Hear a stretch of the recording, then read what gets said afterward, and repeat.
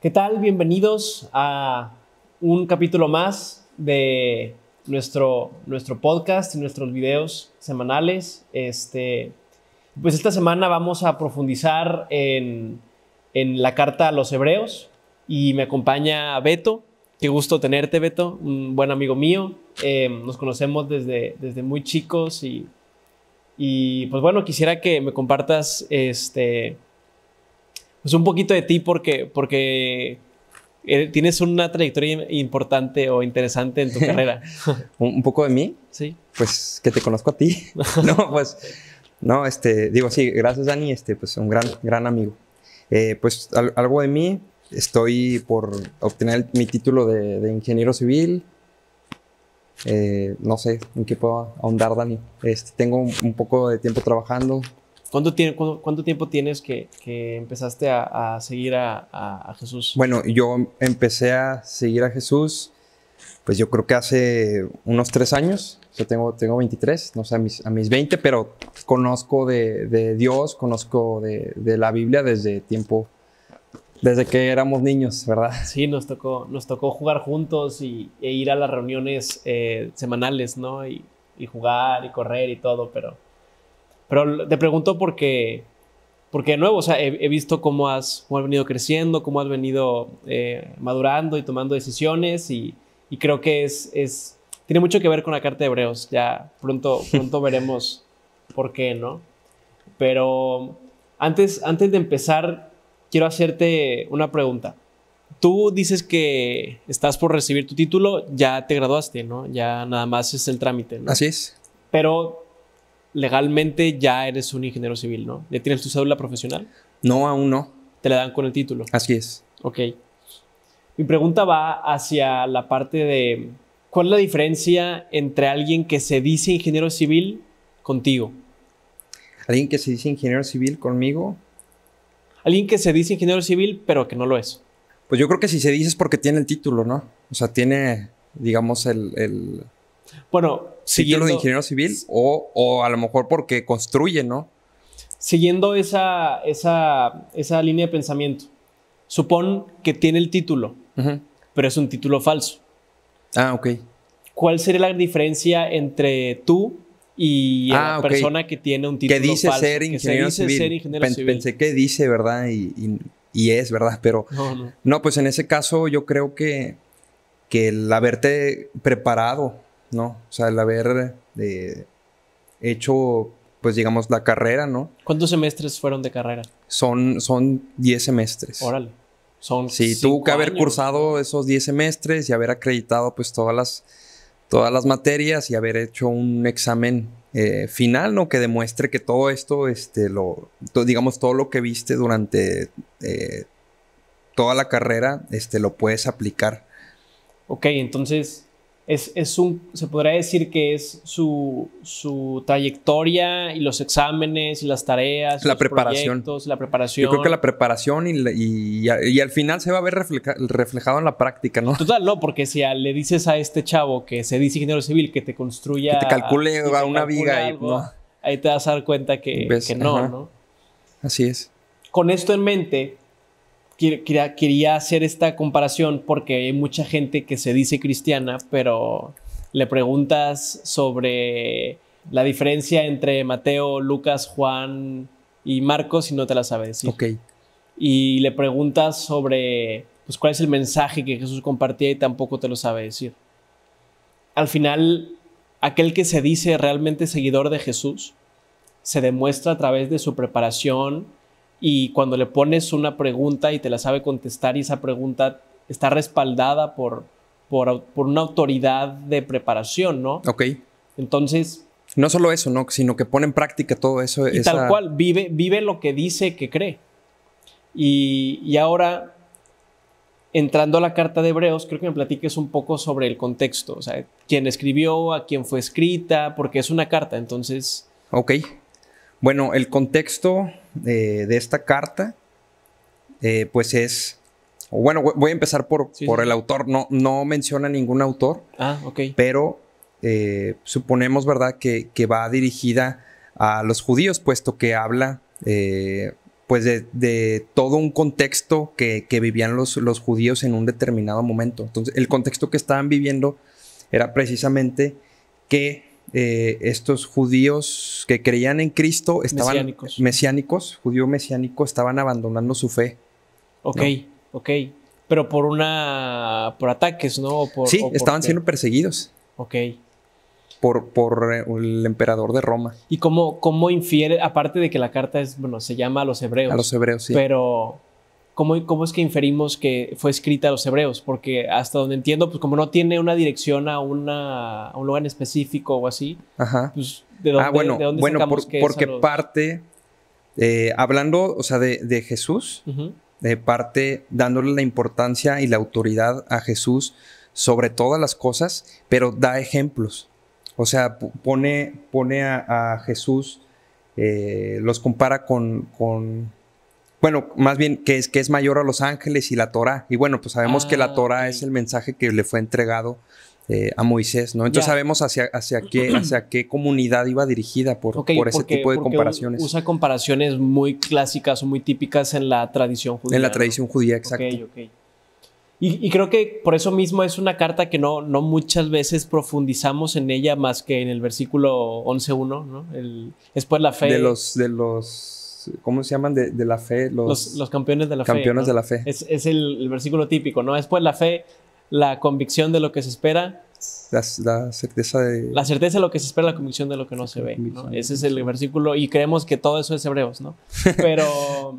No, pero tiene más, tiene más enseñanza. De hecho, comienza precisamente, volviendo al tema, hablando, o sea, de la autoridad que tiene Jesús, pero da muchos ejemplos prácticos que hoy en día pues se mantienen vigentes, ¿verdad? Digo, toda la Biblia se mantiene vigente, pero aplica en nosotros, ¿verdad? Que no. Tal cual. Y por algo es que hoy escuchaba una entrevista que una persona se impactaba de la cantidad de años que tiene escrita la Biblia. La Biblia se escribió, mejor dicho, el Antiguo Testamento se terminó de escribir hace cerca de 2.400, 2.500 años. Y tan sencillo, te lo pongo así. El Quijote se escribió en el 1600. El Quijote es un libro muy joven a comparación de la Biblia. Así es. Y nos parece muy, muy antiguo, ¿no? Pero la Biblia tiene 2.400 años de ser escrita. Y el Nuevo Testamento se escribió en un lapso de 60 años, hace 2.000 años. O sea, tienen muchísimo tiempo y aún seguimos leyéndolo. Así es. Lo cual significa que hay una sabiduría que sobrepasa el tiempo, que es trascendente, ¿no? Incluso también es parte de lo que menciona la carta, ¿no? Claro. Y bueno, quisiera empezar, que si me pudieras ayudar leyendo, literal en Hebreos 1, el versículo 1 al 2. Claro, dice, hace mucho tiempo Dios habló muchas veces y de diversas maneras a nuestros antepasados por medio de los profetas. Y ahora, en estos últimos días, nos ha hablado por medio de su Hijo. Dios le prometió todo al Hijo como herencia y mediante el Hijo creó el universo. Ok, tal cual como dice Juan, ¿no? ¿Te acuerdas que Juan dice, en el principio era el verbo, y el verbo era con Dios, y el verbo era Dios? Haciendo referencia a cómo es que en Génesis 1 dice que Dios habla creó, y a través de su palabra creó todas las cosas, ¿no? Así es. Pero lo que me llama mucho la atención es que si me puedes ayudar diciéndome como que cuál es la intención que tiene el autor al empezar a decir que Jesús es... O sea, hablando así de Jesús, hablando como la forma superior en la que Dios hablaba. ¿Cuál es la intención? Ajá. Bueno, volviendo un poco al contexto, estaban abandonando su fe en Jesús. Digamos, el contexto es que los judíos hacían ciertas prácticas para poder ser... Su tradición, ¿no? Sí, su tradición, ¿verdad?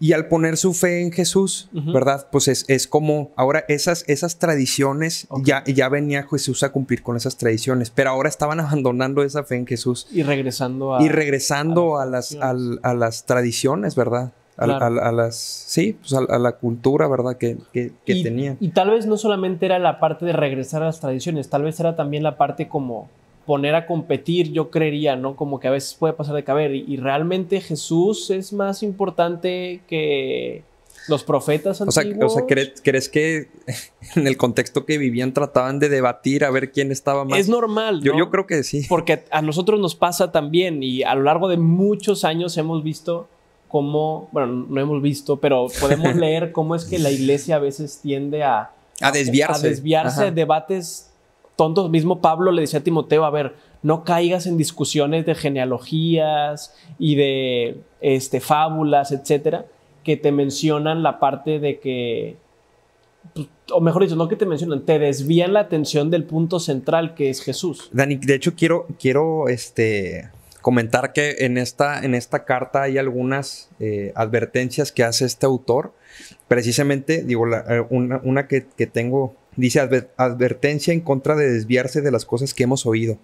Entonces, que es precisamente esto, ¿no? Que a lo mejor ya tenían los principios, ya tenían la enseñanza, ya tenían bien claro quién era Jesús.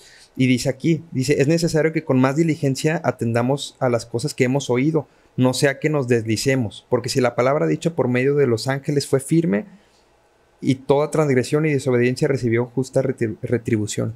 O sea, ahí está hablando, ¿no? De no desviarte, ¿no? De lo que has escuchado, ¿no? Tal cual. Y lo interesante es que, tal cual decías, la intención del autor era decir, ¿sabes qué?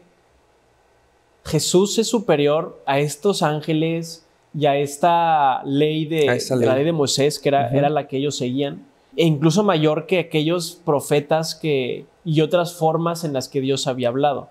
Y parte de la advertencia era la parte de, a ver, o sea, si Israel se preocupaba por cumplir esa ley que Dios había dado a través de Moisés, pues cuanto más nosotros no vamos a entender, ¿verdad? Observar lo que Él nos trata de decir, ¿verdad? A través de Jesús, que dice que hay una parte que dice que irradia la majestad y la gloria de Dios. O sea, si estamos viendo ante Dios hecho hombre, el mensaje, nos está dando un mensaje directamente, pues debemos de respetar ese mensaje de acuerdo a la grandeza que es de Dios, ¿no? Claro. Y luego rápidamente, si me puedes decir cuáles son otras comparaciones que hace el autor.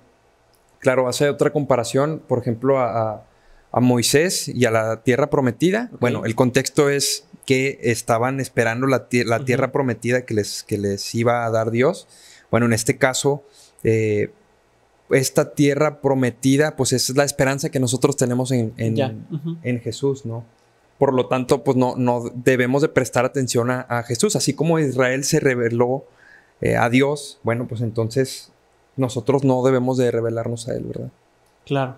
También me acuerdo de que habla de los sacerdotes, habla de como que esa tradición sacerdotal que tenía Israel, ¿no? Que solamente los levitas de la línea y descendencia de Aarón podían seguir el sacerdocio. Así es. De hecho, leemos de Caifás en el Evangelio de Marcos, de Juan, de Lucas, cómo es que tenían ciertas prácticas, ¿no? Los rituales levíticos que vienen en la Torá, que son los primeros 5 libros de la Biblia, ¿no? Génesis, Éxodo, Levítico, Números y Deuteronomio.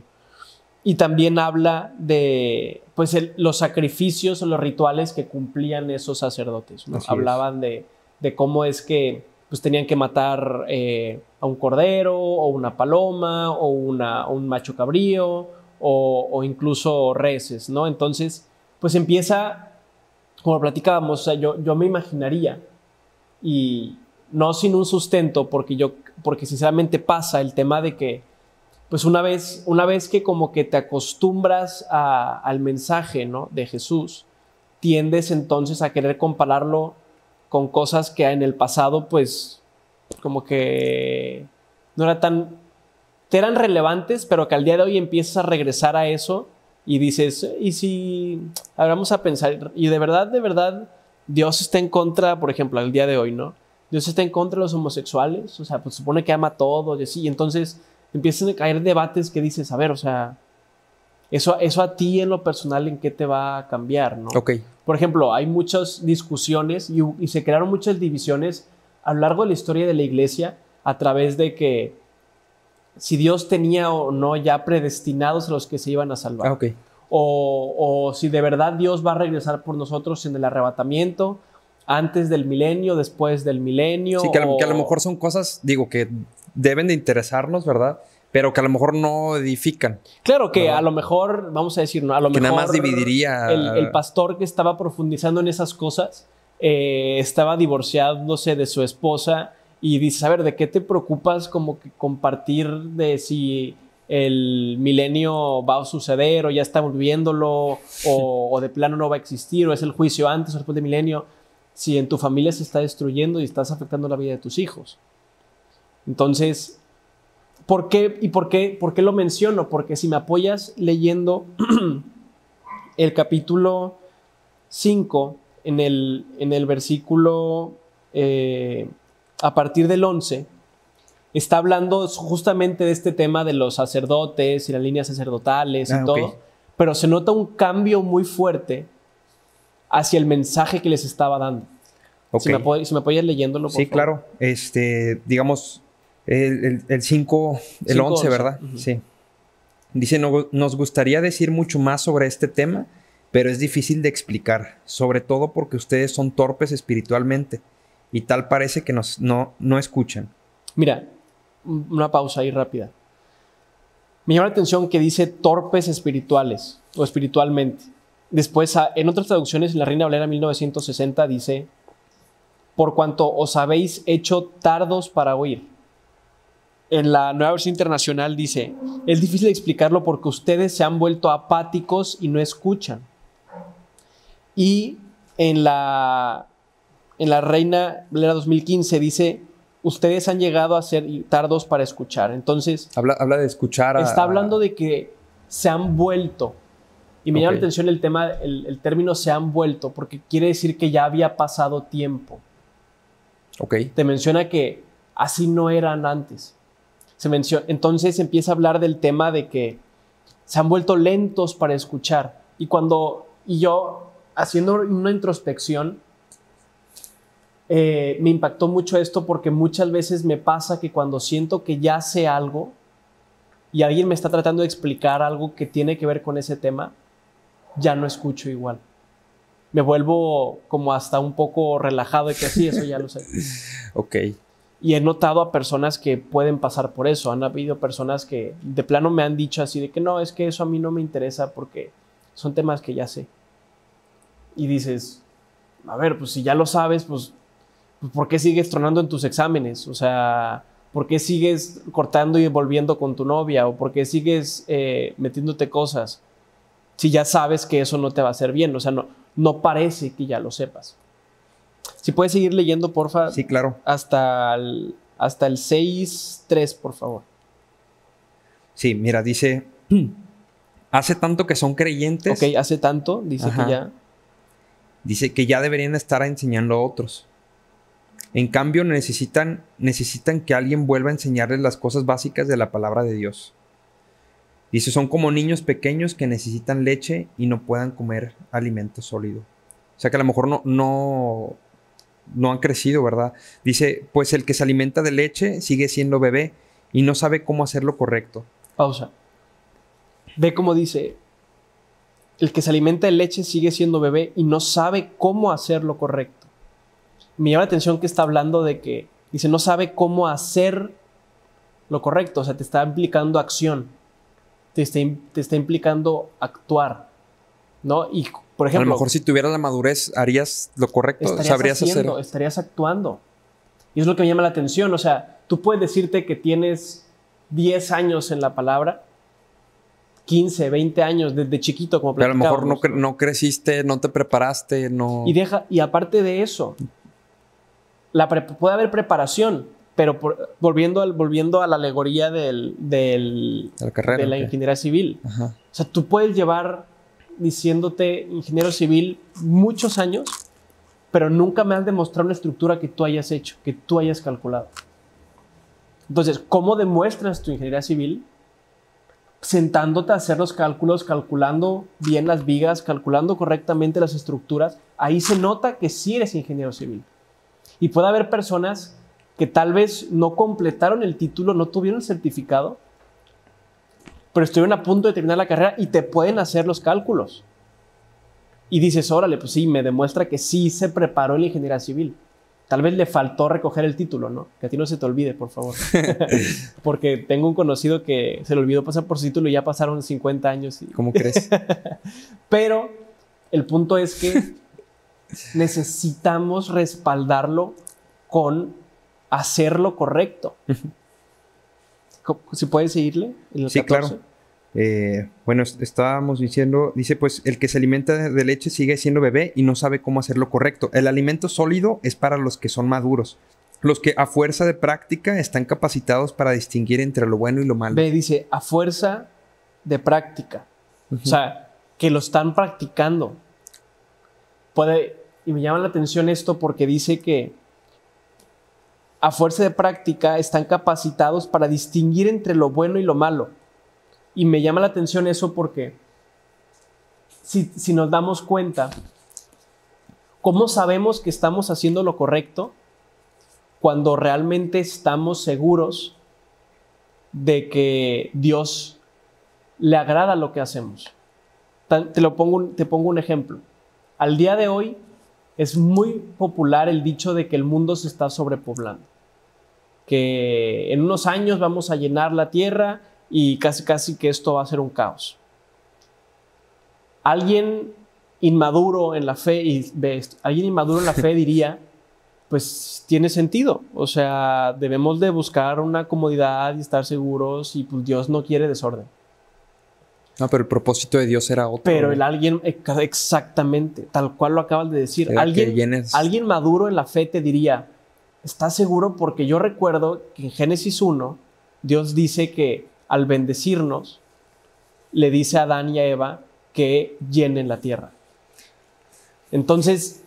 Oye, bueno. Dime. No, digo, te iba a comentar, siento que a lo mejor, digo, ahorita es un ejemplo, pero así hay un montón de temas, ¿no? Pero a lo mejor también, pues es por el contexto que estamos viviendo, ¿no? Hay muchas presiones de tendencias, de creencias diferentes, modas, a lo mejor. Y me llama la atención que esta parte viene justo en el centro de la carta, en el capítulo 5 y 6, que el capítulo, o sea, la carta no tenía capítulos, en ese momento era una carta directa, pero al ser la carta directa o completa, justo en el medio está este llamado a convertirnos en maduros, que seamos capaces de, ahora sí, morder el bistec, el ribeye, y no seguir tomando Gerber o comiendo lechita. O sea, mango.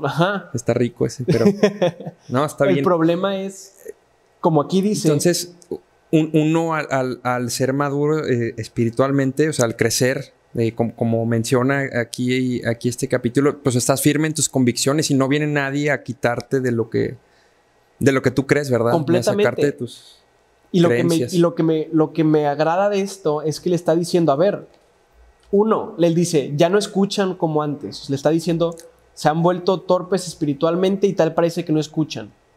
Segundo, él dice, ya deberían estar enseñando a otros. Okay. Ya deberían estar inspirando a otros. ¿Cuántas personas conoces que llevan años en la fe, pero siguen sin inspirar a que otros se le acerquen y les digan, oye, veo que te va muy bien en tal parte de tu vida. Veo que eres muy constante en X parte de tu vida. Veo que tu familia lo tienes padrísimo. Enséñame porque yo quiero tener una vida familiar o una vida espiritual o una vida profesional como la tuya. Sí, a lo mejor solamente estamos recibiendo doctrina o estudios, ¿verdad? Pero no estamos aplicando y estamos descuidando también nuestra vida. Exactamente. Es como, vamos a decirle, es como aquella persona, ahorita, por ejemplo, no es por criticar al presidente, ¿verdad? Pero... me enteré que pasó muchos años terminando su carrera en leyes, ¿no?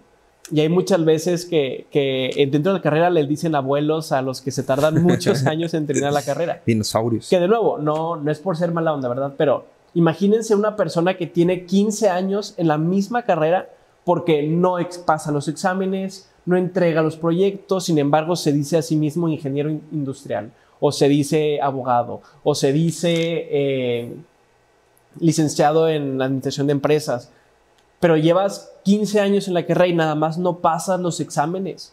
Nada más te gusta ir a escuchar la clase una y otra y otra y otra vez, pero cuando llega el examen, repruebas. Y eso es lo que estaba pasando y ese como llamado, esa exhortación, porque de hecho eso es la carta es una exhortación. Sí. Exhortación significa invitación a actuar. Okay. Te está invitando a que actúes. Entonces lo que decíamos, la parte de que se estaban volviendo lentos para escuchar, ya deberían estar preparando a otros. En cambio, solamente les gusta aprender las cosas básicas. O sea, ¿qué quiere decir? Como por eso hacía la referencia a esto. O sea, siempre escuchaban la misma clase, pero el examen, reprobados. Y es lo que dice después en el capítulo 6. Sí, si me dejas leer, dice: así que dejemos de repasar una y otra vez las enseñanzas elementales acerca de Cristo. O sea, como que, oye, ya saben quién es Cristo, ¿verdad? Claro. ¿Para qué siguen otra vez a ver? A lo mejor, como dices tú, debatiendo, oye, ¿Cristo será esto o el otro? No Por sé. ejemplo, paréntesis, un ejemplo claro son los testigos de Jehová que dicen que Jesús no es Dios. Ok.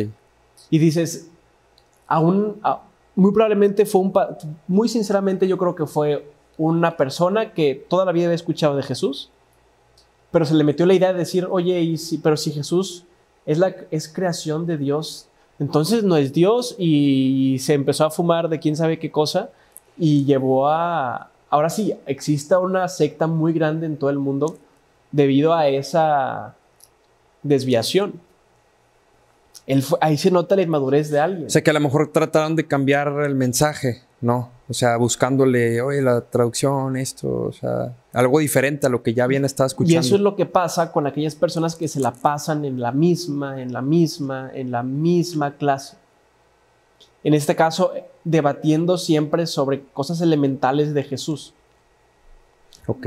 ¿Se puede seguir leyendo, por favor? Claro, dice: por el contrario, sigamos adelante hasta llegar a ser maduros en nuestro entendimiento.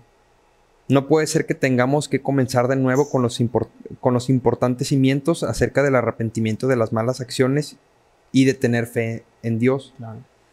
Dice: ustedes tampoco necesitan más enseñanza acerca de los bautismos, la imposición de manos, la resurrección de los muertos y el juicio eterno.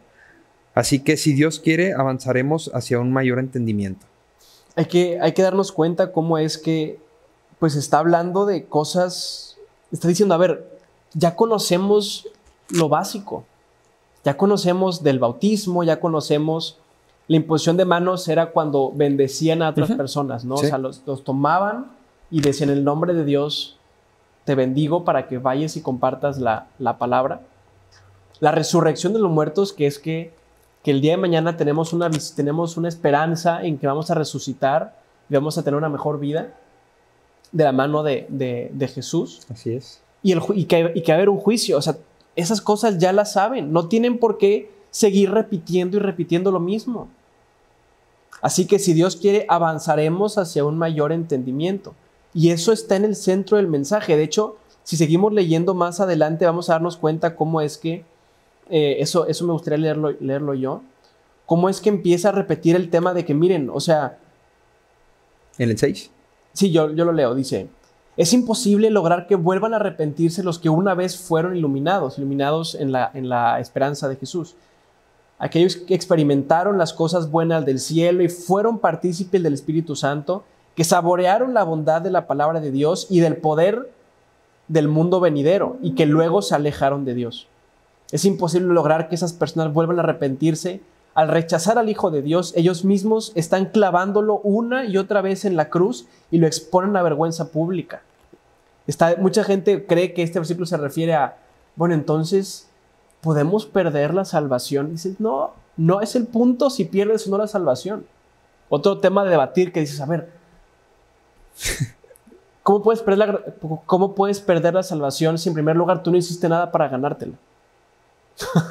Entonces, aquí lo que está diciendo es, no puedes volver a arrepentirte si ya te arrepentiste una sola vez, pero lo que sí estás haciendo es sometiendo a humillación a Jesús cada que tú te dices cristiano y te la pasas haciendo oso tras oso tras oso. Lo que dicen, no, o sea, lo crucificas otra vez. Lo estás exponiendo a vergüenza. Está diciendo, Jesús ya se sometió a vergüenza, a la peor, lo clavaron desnudo en una cruz, ante su mamá, ante sus hermanos, ante su pueblo, ante toda su nación. Dime si eso no da pena, eso no es vergüenza, eso es literalmente humillar. Y entonces a eso se sometió Jesús, pero tú lo humillas y lo sigues haciendo cada que tú te dices un cristianito, un Jesús chiquito, y vas al antro y te pones hasta el queque y sales y vomitas. Jesús te ama. Sí, finalmente nosotros somos representantes de Jesús, ¿verdad? De Dios. ¿Verdad? Y hay muchas personas que se dicen decir, a ver, Jesús es amor, por ende Dios ama a los gays. Y dices, bueno, a aquellas personas que les gusta meterse con personas de su propio sexo. Porque... Y dices, ¿en serio? Ahí te das cuenta que sigue siendo un bebé que se cree lo que le dicen. Y se avienta donde le dice que se aviente. Pero no, alguien maduro mide los peligros. Recapacita y entra en un nivel de pensamiento que dice, no, eso no me hace sentido. Como decía en el 5:14. Practican, los que a fuerza de práctica están capacitados para distinguir entre lo bueno y lo malo. Uh-huh. Es aquella persona que tienes confianza de acercarte y preguntarle, mira, me están ofreciendo esto o estoy escuchando esto. ¿Está bien o está mal? Y una persona madura te va a decir, mira, ten cuidado porque sinceramente no lo veo bien. Yo no veo bien que estén diciendo que Dios ama a aquellas personas que están en pecado constante y no se arrepienten de ello. Eso es completamente externo a como dice el versículo 1, que dice que no puede ser que tengamos que comenzar de nuevo con los importantes cimientos del arrepentimiento de los pecados y de tener fe en Dios. Y una persona que constantemente está orgullosa de que se mete con personas de su mismo sexo, no te habla de un arrepentimiento. Entonces, de nuevo, tenemos que aspirar a avanzar a un mayor entendimiento y una mayor madurez en la fe de Jesús. Y como dice el 7 y el 8, cuando la tierra se empapa de la lluvia que cae, produce buena cosecha para el agricultor, recibe bendición de Dios. Okay. O sea, si estás constantemente regando esa semilla de fe que Dios plantó, naturalmente, ¿qué crees que es lo que va a haber? Fruto, y más si la cuidas, si le pones fertilizantes, si estimulas ese crecimiento. En cambio, un campo que produce espinos y cardos no sirve para nada. El agricultor no va a tardar en quemarlo y maldecirlo. Vean qué fuertes palabras está hablándole a esta comunidad de, pues sí, de seguidores de Jesús, pero que se quedaron como bebés. Y lo que me gusta es que no les deja esa pedrada tan fuerte, ¿no? Les dice en el 9, dice, queridos amigos, aunque hablamos de este modo, no creemos que esto se aplica a ustedes. Estamos convencidos de que ustedes están destinados para cosas mejores, las cuales vienen con la salvación, pues Dios no es injusto, no olvidará con cuánto esfuerzo han trabajado para Él y cómo han demostrado su amor por Él, sirviendo a otros creyentes como todavía lo hacen. En el 12 dice, entonces no se volverán torpes ni indiferentes espiritualmente. En cambio, seguirán el ejemplo de quienes, gracias a su fe y perseverancia, vean ese binomio, fe y perseverancia, heredarán las promesas de Dios. Ese es el centro del mensaje de Hebreos. Un llamado al crecimiento, a la madurez, a la preparación, a la perseverancia, al esfuerzo en nuestra fe en Jesús. Que no se quede solamente diciendo en temas de que sí, yo creo que Jesús es mi Salvador y que vive en mi corazón. Que cantábamos en las reuniones dominicales, ¿no? Claro.